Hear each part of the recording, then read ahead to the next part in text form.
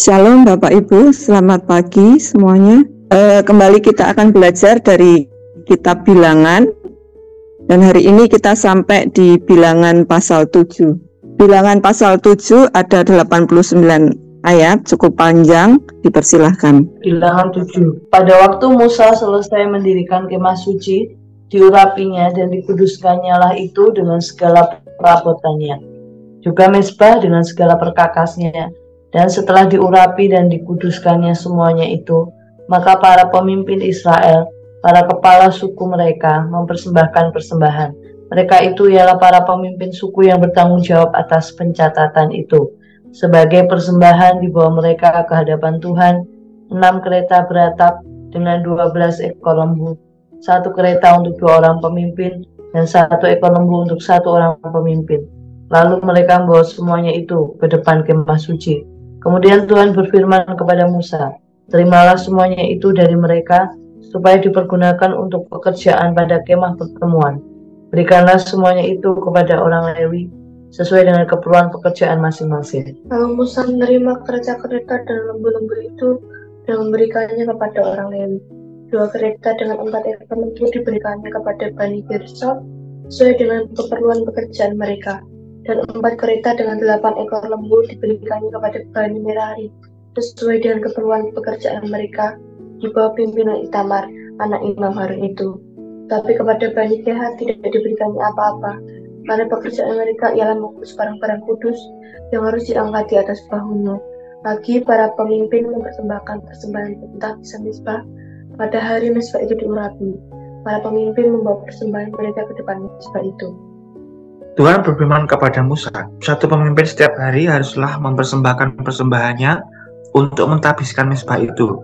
Yang mempersembahkan persembahannya pada hari pertama ialah Nahason bin Aminadab dari suku Yehuda. Persembahannya ialah 1 pinggan perak 130 sikal timbangannya, dan 1 bokor penyiraman dari perak 70 sikal beratnya, ditimbang menurut sikal kudus. Keduanya berisi tepung yang terbaik, diolah dengan minyak untuk korban sajian. 1 cawan 10 sikal emas beratnya berisi ukupan, 1 ekor lembu jantan muda, 1 ekor domba jantan, dan 1 ekor domba berumur setahun untuk korban bakaran. 1 ekor kambing jantan untuk korban penghapus dosa, dan untuk korban keselamatan 2 ekor lembu, 5 ekor domba jantan, 5 ekor kambing jantan, dan 5 ekor domba berumur setahun.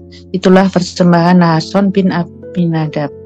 Pada hari kedua, Nathanael bin Zuar, pemimpin suku Isakar, mempersembahkan persembahan. Sebagai persembahannya dipersembahkannya 1 pinggan perak 130 sikal timbangannya, dan 1 bokor penyiraman dari perak 70 sikal beratnya, ditimbang menurut sikal kudus.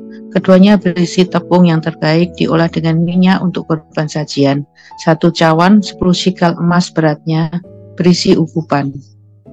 1 ekor lembu jantan muda, 1 ekor domba jantan, dan 1 ekor domba berumur setahun untuk korban bakaran, 1 ekor kambing jantan untuk korban penghapus dosa, dan untuk korban keselamatan 2 ekor lembu, 5 ekor domba jantan, 5 ekor kambing jantan, dan 5 ekor domba berumur setahun. Itulah persembahan Nathanael bin Zuar.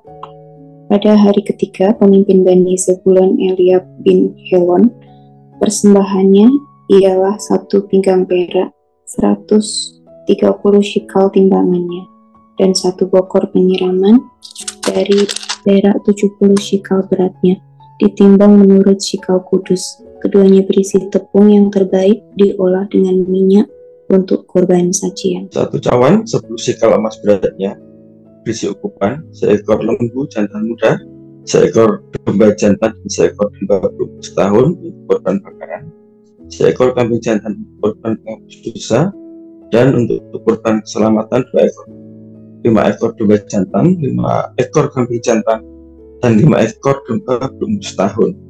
Itulah persembahan Eliab bin Helon. Pada hari keempat, pemimpin Bani Ruben Elisur bin Shedeur. Persembahannya ialah 1 pinggan perak 130 sikal timbangannya, dan 1 bokor penyiraman dari perak 70 sikal beratnya, ditimbang menurut sikal kudus. Keduanya berisi tepung yang terbaik, diolah dengan minyak untuk korban sajian. 1 cawan 10 sikal emas beratnya berisi ukupan. Seekor lembu jantan muda, seekor domba jantan, dan seekor domba berumur setahun untuk korban bakaran. Seekor kambing jantan untuk korban penghapus dosa. Dan untuk korban keselamatan 2 ekor lembu, 5 ekor domba jantan, 5 ekor kambing jantan, dan 5 ekor domba berumur setahun. Itulah persembahan Elisur bin Sedeur. Pada hari kelima, pemimpin Bani Simeon, Selumiel bin Zurishaddai, persembahannya ialah 1 pinggan perak, 130 sikal timbangannya, dan 1 bokor penyiraman dari perak, 70 sikal beratnya, ditimbang menurut sikal kudus. Keduanya berisi tepung yang terbaik, diolah dengan minyak untuk korban sajian.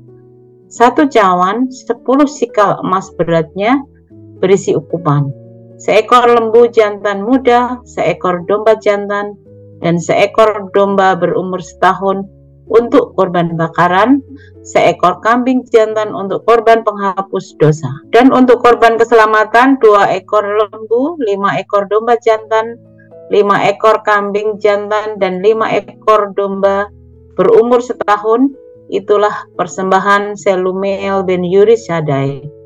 Pada hari ke-6, pemimpin Bani Gad, Eliasaf bin Rehuel, persembahannya ialah 1 pinggan perak, 130 sikal timbangannya, dan 1 bokor penyiraman dari perak, 70 sikal beratnya, ditimbang menurut sikal kudus.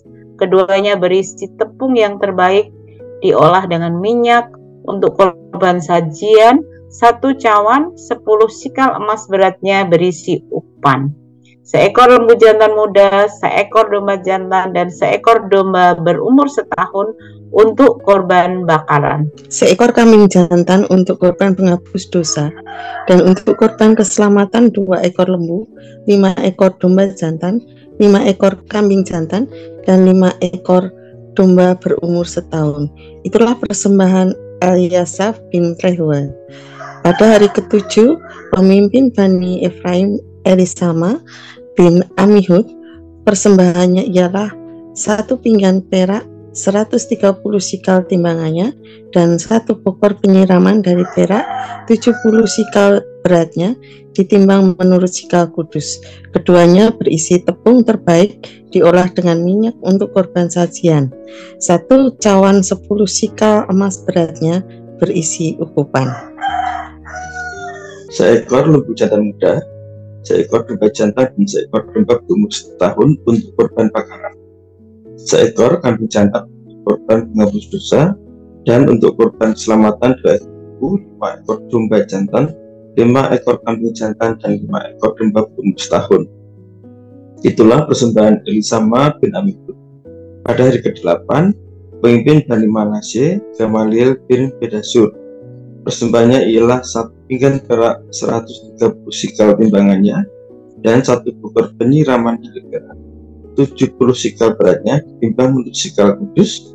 Keduanya berisi tepung yang terbaik, diolah dengan minyak untuk korban sajian.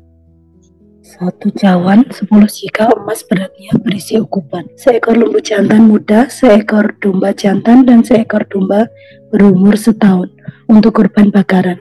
Seekor kambing jantan untuk korban penghapus dosa, dan untuk korban keselamatan 2 ekor lembu, 5 ekor domba jantan, 5 ekor kambing jantan, dan 5 ekor domba berumur setahun.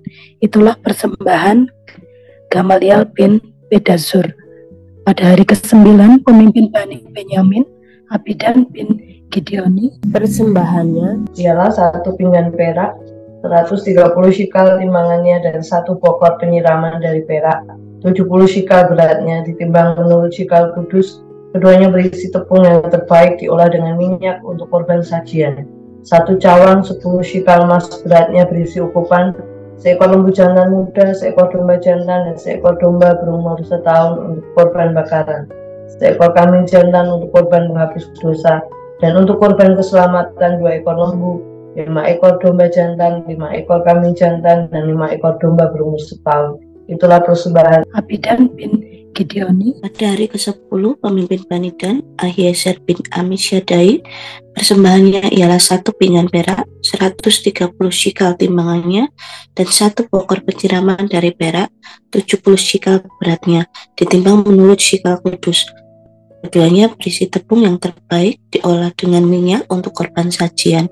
1 cawan, 10 shikal beratnya, emas beratnya, berisi ukupan. Seekor lembu jantan muda, seekor domba jantan, dan seekor domba berumur setahun untuk korban bakaran. Seekor kambing jantan untuk korban penghapus dosa. Dan untuk korban keselamatan 2 ekor lembu, 5 ekor domba jantan, 5 ekor kambing jantan, dan 5 ekor domba berumur setahun. Itulah persembahan Ahiezer bin Amisyadai.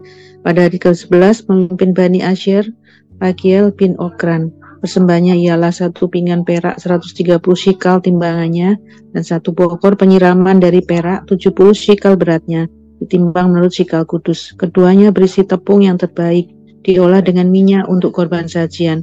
1 cawan, 10 shikal emas beratnya, berisi ukupan.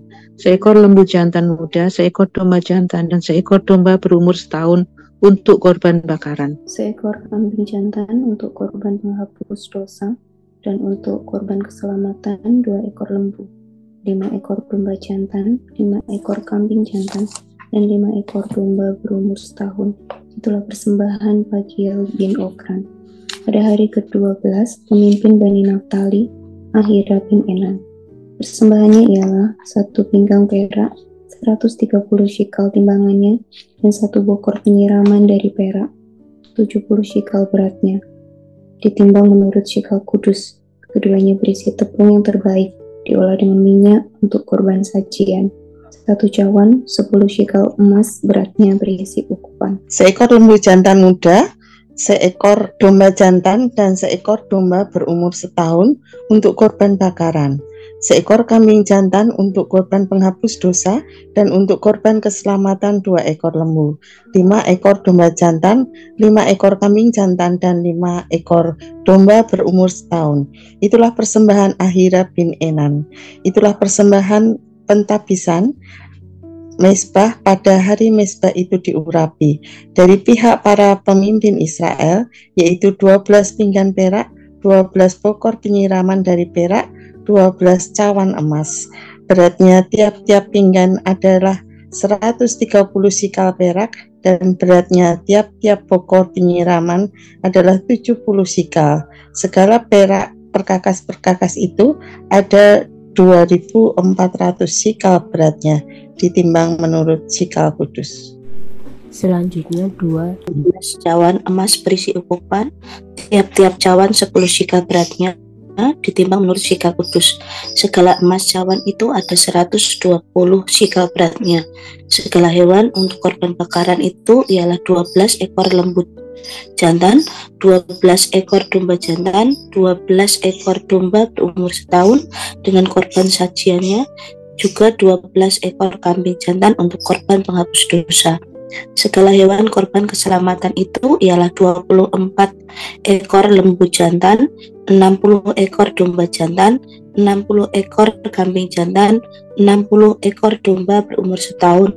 Itulah persembahan pentabisan mezbah. Sesudah mezbah itu diurapi. Apabila Musa masuk ke dalam kemah pertemuan untuk berbicara dengan dia, maka ia mendengar suara yang berfirman kepadanya dari atas tutup pendamaian, yang di atas tabut hukum Allah dari antara kedua kerub itu. Demikianlah ia berfirman kepadanya. Ya, terima kasih. Pada pasal 7 ini secara garis besar dibagi menjadi 3 bagian, yaitu yang pertama pengkudusan kemah pertemuan, yang kedua persembahan para pemimpin Israel, dan yang ketiga adalah ketika Tuhan berbicara kepada Musa.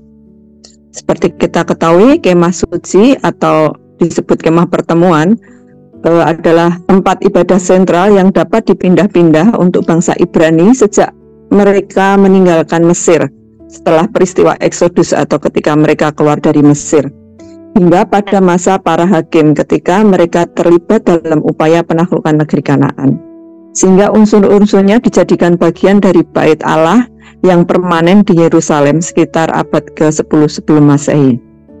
Dalam bahasa Inggris, kemah suci ini disebut tabernakel dan seringkali dialih-aksarakan ke dalam bahasa Indonesia menjadi tabernakel. Kata ini berasal dari kata bahasa Latin tabernaculum yang berarti kemah, gubuk, atau pondok. Tabernaculum sendiri adalah bentuk diminutif dari kata taberna yang berarti tavern atau penginapan. Kemah pertemuan ini menjadi pusat ibadah bangsa Israel dan menjadi tempat pertemuan antara Allah dan Musa, sehingga keberadaannya menjadi sangat penting. Maka tidak heran ketika Musa selesai mendirikan kemah pertemuan, dilanjutkan dengan pengurapan dan pengkudusan semua perabot, misbah, perkakas yang dipakai. Dan seperti dituliskan di pasal-pasal sebelumnya juga, bahwa semua yang terlibat di dalam kemah pertemuan, baik manusia, hewan, persembahan, dengan segala tujuannya dan benda-benda yang akan dipakai, semuanya harus dalam kondisi yang kudus sesuai dengan standar Allah. Sesuai standar Allah karena memang perintah secara detail datang langsung dari Allah kepada Musa. Kemudian yang kedua tentang persembahan para pemimpin Israel, Tuhan juga mengatur bagaimana persembahan dan setiap pemimpin Israel yang mewakili setiap suku. Yang pertama, persembahan tersebut ditujukan untuk suku Lewi yang secara khusus diberi tugas sebagai imam, dan untuk melaksanakan tugasnya tersebut diperlukan peralatan-peralatan khusus. Ada 3 keturunan Lewi yang tercatat di bilangan 7, yaitu Bani Gerson, Bani Merari, dan Bani Kehat. Dan masing-masing keturunan Lewi tersebut mendapatkan persembahan sesuai tugasnya, sehingga Bani Kehat yang tidak mendapatkan fasilitas karena dalam menjalankan tugasnya tidak memerlukan peralatan khusus. Bani Kehat hanya perlu memanggul persembahan atau peralatan tersebut di bahunya.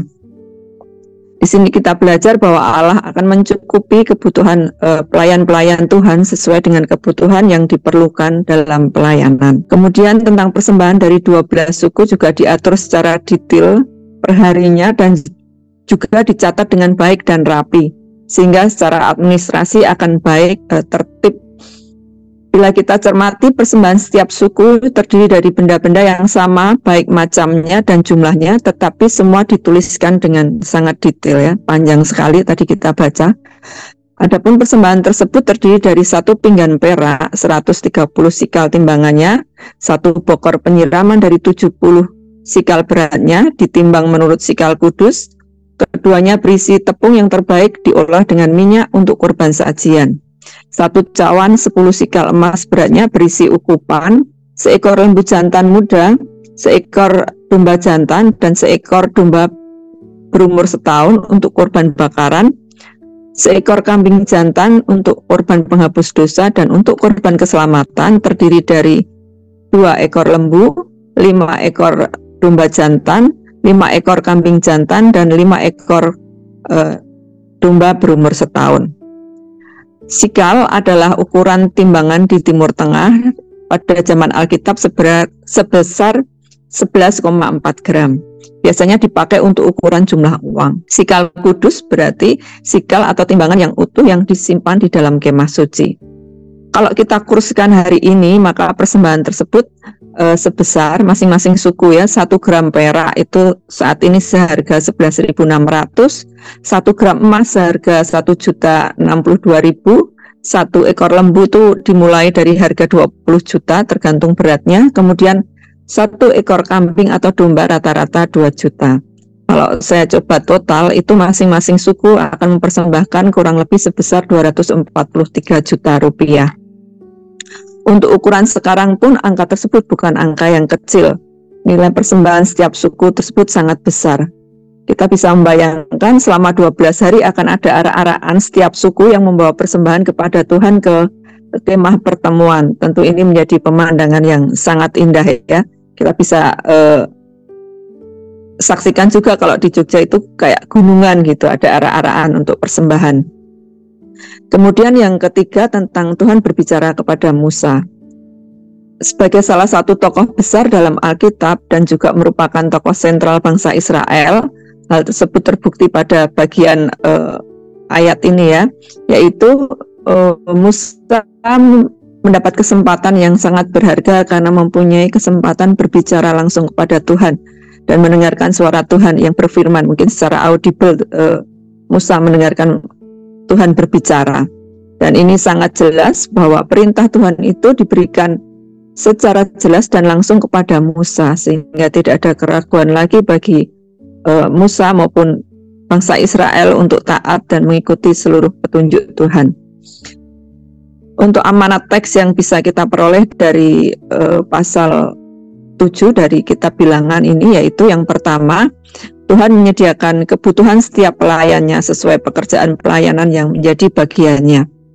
Kedua, setiap suku Israel mempunyai kesempatan yang sama untuk memberikan persembahan kepada Tuhan.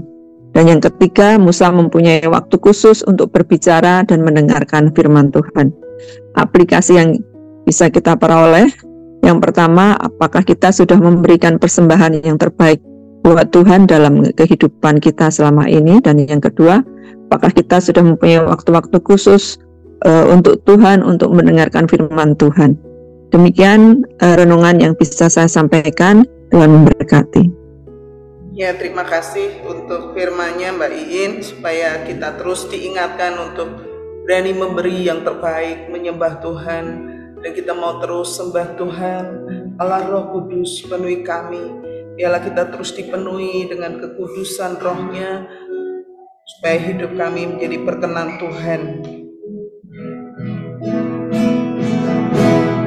Allah Roh Kudus penuhi kami, ku rindu Kau selalu dalam hidup.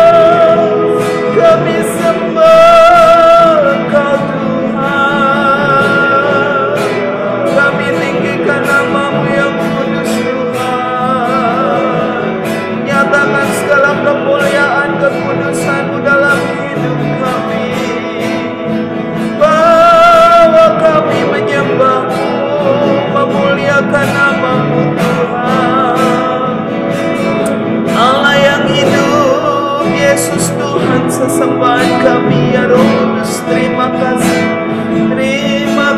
Tuhan.